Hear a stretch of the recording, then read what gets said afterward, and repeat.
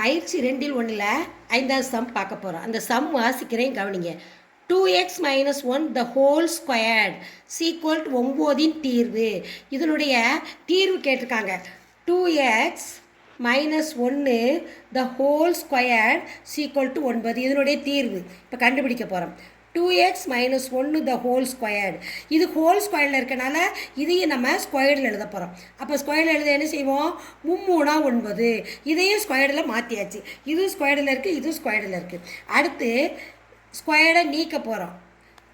2x - 1 sequel இதனுடைய ஸ்கொயர்டை நீக்கி இதனுடைய ஸ்கொயர்டை நீக்கும் பொழுது இங்கே என்ன தெரியுமா போடணும்? Plus or -3. ப்ளஸ் 3ன்னு யூஸ் பண்ணணும், -3ன்னு யூஸ் பண்ணணும்.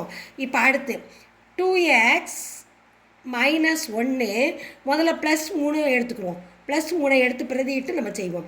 இப்போ 2x சீக்வல் 3 இங்கே -1 இருக்குது, இங்கிட்டு +1 வரும். சீக்வல் இப்போ 2x சீக்வல் 4 3 ஒன்றையும் கூட்டினா 4. அப்போ x சீக்வல் 4/2 சீக்வல் எக்ஸினுடைய மதிப்பு 1 2 2 2 4 2. எக்ஸினுடைய மதிப்பு 2. அடுத்து கவனிங்க.